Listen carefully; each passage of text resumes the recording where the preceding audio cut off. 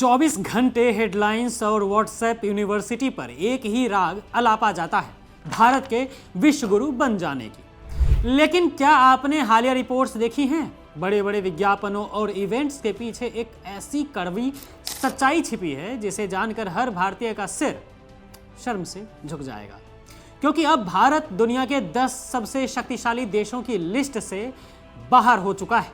जी हां, जिस new India का ढिढोरा पीटा जा रहा था वो ग्लोबल इंडेक्स और ताजा रैंकिंग में लगातार रसातल की ओर जा रहा है। सवाल यह है कि क्या हम वाकई आगे बढ़ रहे हैं या सिर्फ इवेंट मैनेजमेंट में फंस कर रह गए हैं।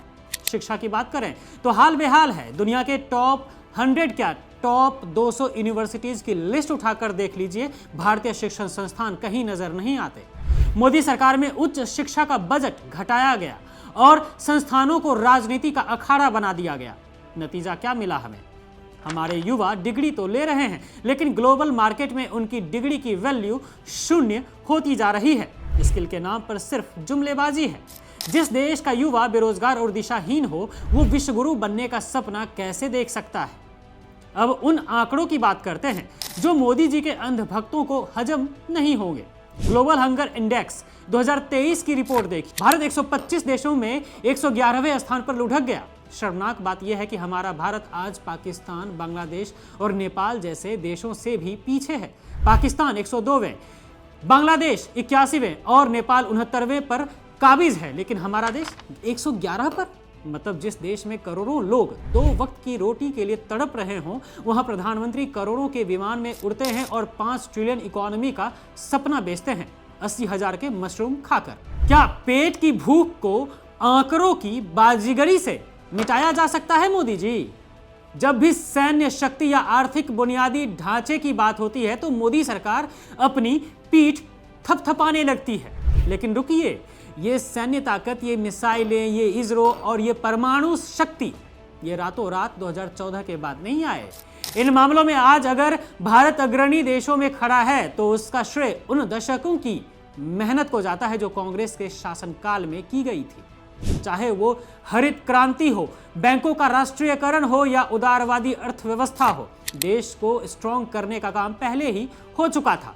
मोदी सरकार तो बस बनी बनाई विरासत पर अपने नाम की तख्तियां लगा रही है। लेकिन दोस्तों, सच तो ये भी है कि अगर इनका बस चले तो ये अपनी गलत आर्थिक नीतियों से उस मजबूत बुनियाद को भी हिला दें, जैसा कि हमने नोटबंदी और गलत तरीके से लागू की गई जीएसटी के वक्त देखा।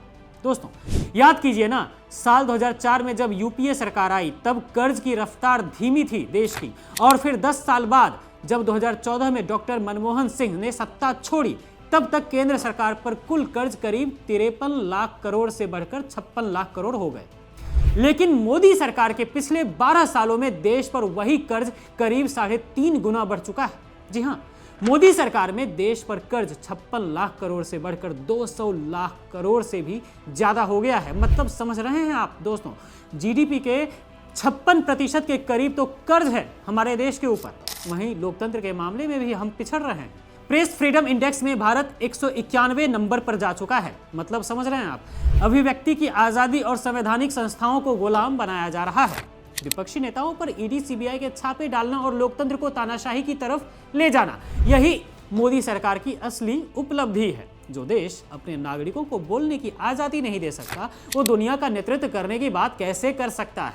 तो अंधभक्तों, माला जपते रहो विश्वगुरु की, लेकिन याद रखना, आंकड़े झूठ नहीं बोलते। जमीन पर गरीबी, बेरोजगारी और भूखमरी पैर पसार रही है और सत्ता में बैठे लोग सिर्फ उत्सव मना रहे हैं।